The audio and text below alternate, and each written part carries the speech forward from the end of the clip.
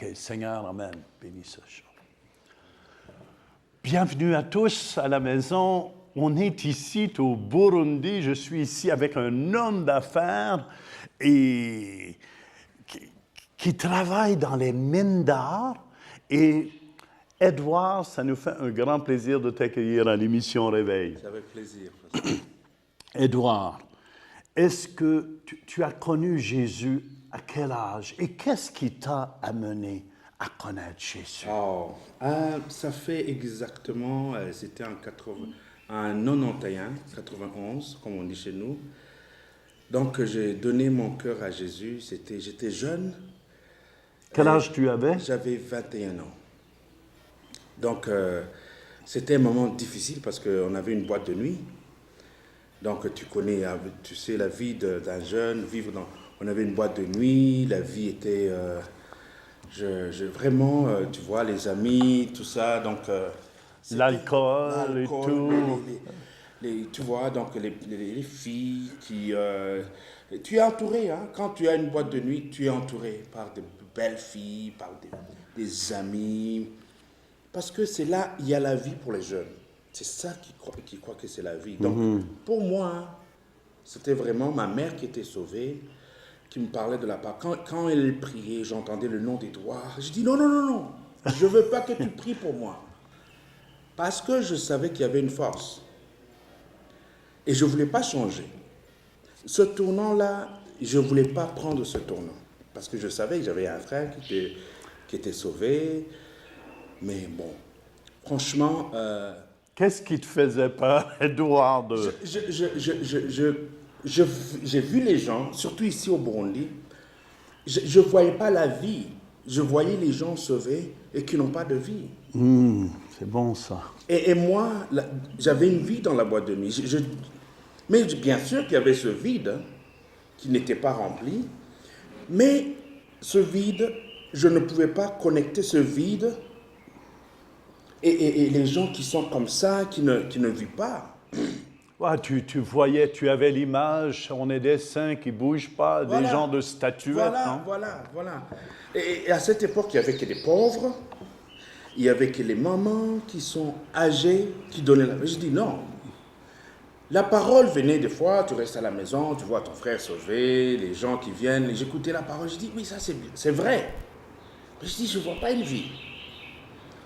Mais la sagesse de Dieu m'a fait comprendre pour la première fois, avec mon frère qui s'appelait Pacheli, qui vraiment me parlait de choses clés. Et je dis, mais je ne veux pas changer ma vie.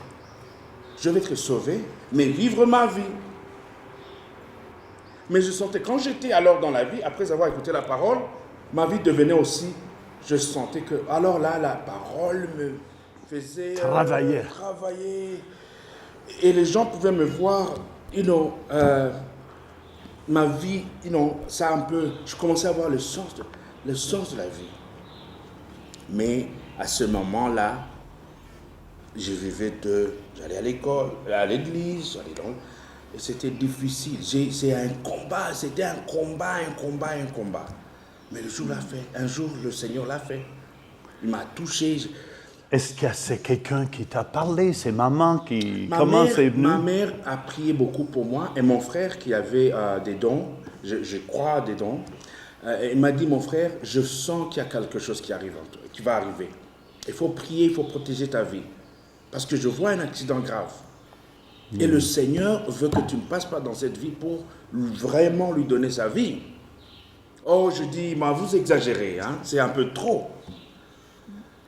Et exactement, je venais de la boîte de nuit, j'allais voir une autre copine, j'avais laissé une copine que je suis venu avec, et je suis allé voir je traversais un pont, c'est vraiment, mon ministère c'est le bridge, le pont. Je traversais ce pont-là. On est entré dans un troupeau de vaches. Et c'était au moins une soixantaine. Et on est foncé dedans. Et alors là, parce qu'on était ivres, on ne pouvait pas les voir. Avec la voiture? Avec la voiture, oh là qui roulait à 100 km/h. Alors là, on est entré dedans. Je me suis retrouvé à l'extérieur de la voiture. Je ne sais pas comment je suis arrivé à l'extérieur de la voiture. Mais en regardant dans la voiture, j'ai vu que ma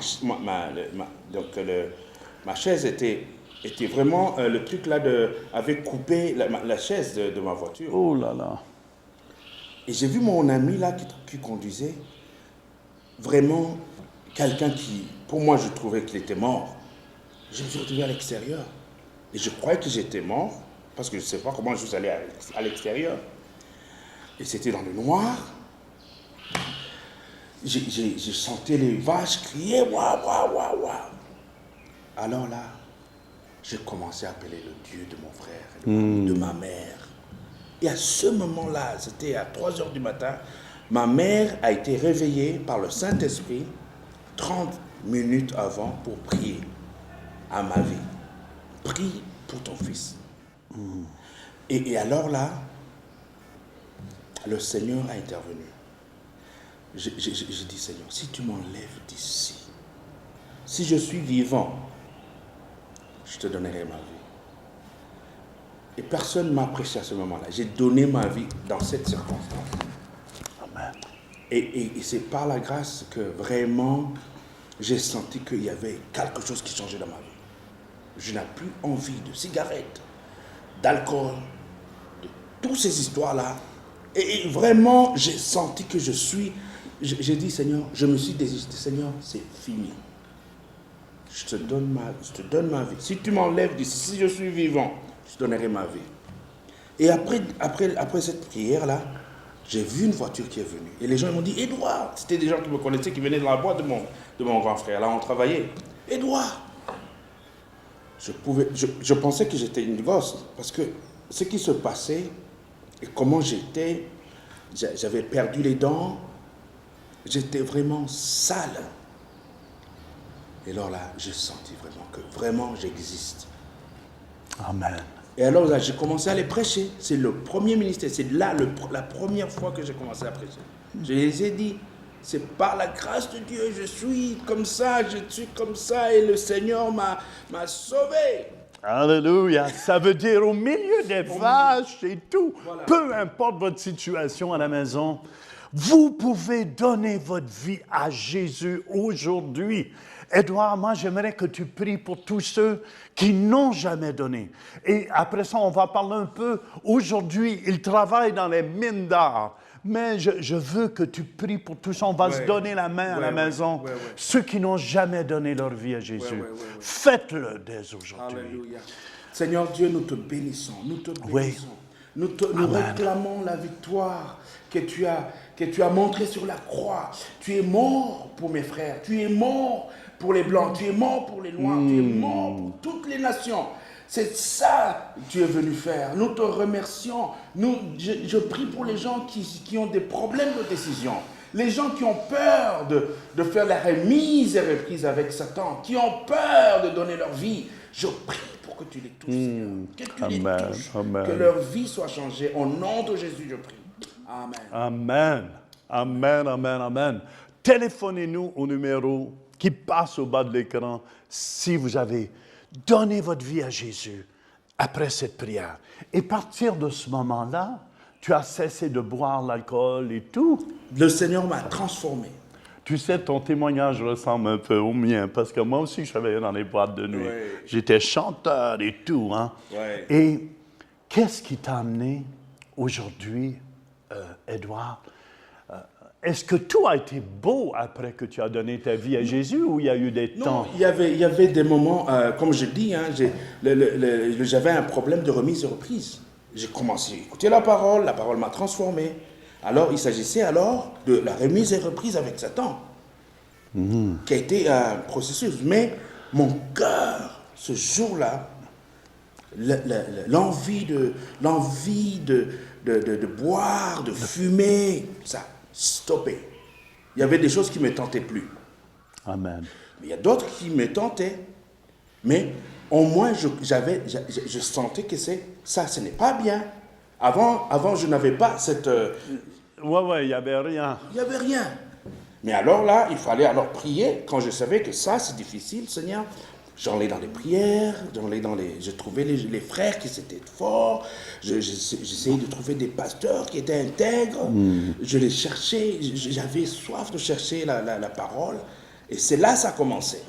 Édouard, tu as passé à travers la guerre du Burundi quand même. Ouais. Peux-tu nous donner une expérience Mais qui t'a écoute, marqué? c'est un moment noir, le pays a passé des moments difficiles, mais il y a des moments que les gens te racontaient, des périodes. Les périodes que j'ai vues, c'est les années 93. C'est là j'étais quand même grand. J'ai vu l'œuvre de Satan, comment il peut diviser les gens qui vivent ensemble, les gens qui parlent la même langue, les gens qui vraiment qui peuvent être vraiment faire de bonnes choses. Mais le moment est venu, le Burundi a été testé. Et à mon âge, j'ai vu des gens qui s'entretuaient. Oh là là. Et là, tu sais, hein, il y a des gens qui te racontent, mais quand tu vois ça, c'est autre chose. Tu vois Satan opérer. Les gens qui ont peur de passer. Alors, un jour, je passais dans un endroit noir. Ma voiture était en panne. J'étais avec un frère, c'était un pasteur. Alors là, on a décidé de marcher. Et on a entendu des feux, mais on était habitués. Mais on sentait que ces feux-là, c'est tout près. Je dis, non, ça, c'est pas sérieux. On s'est arrêté. En s'arrêtant, on a dit, mais c'est dangereux, c'était noir. Alors, qu'on fonce un peu. Alors là, on a entendu toutes les armes, les gens tiraient, Je ne savais pas qui tirait sur nous. Mais on regardait, on voyait qu'il y avait des gens là-bas. À moins de 100 mètres. Tirer sur nous, Mais j'ai vu la main de Dieu. Ils t'ont atteint? Ouais, ils m'ont atteint. Une balle est passée par la tête ici. Ouh là là. Par la tête ici, et sortie là-bas. Mais tu sais, une balle, hein, quand tu as tiré la balle, tu n'entends rien, vraiment. Alors là, on s'est stoppé. Mais j'ai senti quelque chose qui descendait là. C'était le sang. Un peu chaud là. Quand j'ai touché, c'était vraiment un trou. Je commençais à dire, vous m'avez atteint, oh. Alors là, je savais que ma vie, parce que je ne savais pas que la balle est traversée ici, mais peut-être qu'elle est sortie de là, parce que je dis, comme je ne sentais rien, je disais peut-être que c'est... Alors je commençais à dire, Seigneur, je te donne ma vie. Merci. Je voulais me marier une princesse qui s'appelait Joyeuse à ce moment que je voulais vraiment marier. C'est fini les rêves, les bons rêves. Oh! Satan est venu pour détruire quand même, égorger, détruire. Ça, c'est l'œuvre de Satan. Ça, c'est l'œuvre de Satan. Et qu'est-ce qui s'est produit à ce moment? À ce moment-là, le pasteur, mon ami Ananias, je lui ai parlé de ma vie. J'ai dit, Seigneur, tu me pardonnes, tu commences à voir, Il a prié pour moi. Alors l'ambulance est venue, ils ont appelé l'ambulance quand ils ont vu que vraiment je n'étais pas un rebelle ou je ne sais pas de qui ils cherchaient. Alors ils m'ont dit, on ne comprend pas, on ne comprend pas. Là, il y a des nerfs qui passent par là. Il n'y a tu n'as rien, rien. Depuis là, donc vraiment, j'ai vu la main de Dieu. Mais vraiment, nous avons traversé des moments difficiles. Des moments, il y a d'autres qui ont passé sur les mines. On a vu la main de Dieu dans le feu. Le Burundi a vu la main de Dieu. Et en plus, aujourd'hui, avec le président qu'on a ici au Burundi, le président Pierre, qui fait un excellent boulot. Et il y a des hommes comme toi aussi, Édouard, qui a beaucoup d'influence. Dieu vous a béni quand même. Vous travaillez dans les mines d'art. Et Dieu vous a béni, vous a élevé à travers. Quand que Dieu nous dit, même si je marche dans la vallée de l'ombre de la mort, je ne crains aucun mal, parce que tu es avec moi. Vous savez, peu importe ce que vous passez à travers, Édouard, tu as passé à travers de cela, et aujourd'hui, tu es vivant pour témoigner. Et aujourd'hui, que faites-vous? Vous travaillez dans les mines d'art et... Oui, je travaille dans les... ça fait... Il y a longtemps que je suis parti aux États-Unis, ma famille est là, mais je savais que notre pays est beau. Notre pays, les Burundais c'est un peuple accueillant. Satan a voulu confondre. Tout ce qui s'est passé, c'était la confusion. Ça, c'est l'œuvre de Satan. Comme tu as vu, le jour de Jésus voulait être avant la naissance de Jésus, quand Jésus est né, il y avait la confusion pour confondre. Le Burundi est né. Nous avons un bon Burundi là. Ah ouais, ouais. Après la guerre, après tout ça, tu peux venir au Burundi, tu peux aller n'importe où, à n'importe quelle heure. Le Burundi est navigable. Ah, moi, je confirme cela et on vous invite de venir voir. Ouais. Moi, j'ai été touché personnellement par toi, Édouard, par le président, par plein de gens, combien qu'ils nous ont accueillis. Même le président nous a accueillis. On a mangé, mon épouse et moi, avec lui. Et toi, tu nous as accueillis ici. Le Burundi, c'est un pays qui accueille et qui est chaleureux et des gens remplis d'amour. Oui. Ça, je peux le confirmer. Hein. Je suis allé dans beaucoup de nations. Écoute, un dernier mot, j'aimerais que tu adresses à la caméra pour tous les hommes d'affaires. Qu'est-ce que tu aimerais dire aux hommes d'affaires? Bon, j'aimerais dire aux hommes d'affaires, d'abord, le Burundi a été caché. Je ne sais pas, peut-être à cause de notre passé. Mais je veux vous dire que le Burundi est navigable, le Burundi est riche. Peut-être que vous allez dans le Google, vous n'allez pas le voir, mais je sais. Le Burundi est riche. Je travaille dans les mines, je travaille avec des gens. D'abord, la richesse du Burundi, c'est le cœur. Le cœur a été transformé. Donc, vous voulez travailler avec des gens qui ont un cœur prêt à vous accueillir et les infrastructures sont là pour vous accueillir. Il y a beaucoup de choses à faire. Il y a beaucoup de choses à faire dans notre région et je peux vous témoigner, j'ai des businessmen qui arrivent maintenant et disent pourquoi on ne connaît rien du Burundi. Je viens d'accueillir un grand businessman, je dis comment on peut investir là. Ils disent mais c'est facile, les infrastructures sont là, pourquoi c'est caché? Je dis les Burundais, vous ne serez pas, tu ne verras pas beaucoup de Burundais à l'extérieur. Pourquoi? Parce que les Burundais, ils aiment leur pays. Puis c'est beau le pays. C'est beau. Si tu prends l'ananas du Burundi, si tu manges le manguier, n'importe quoi tu manges, je crois que tu connais ça. Oui. Quand n'importe quoi tu manges ici, c'est bon. C'est bon. J'ai des amis qui disent, écoute, je viens juste manger le poisson. Le poisson du lac Tanganyika. Le poisson du lac Tanganyika.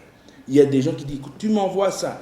Je dis, je pense, hein, si ça arrive là-bas, ça va donner le même goût parce que ça, c'est made in Burundi et tu dois manger au Burundi.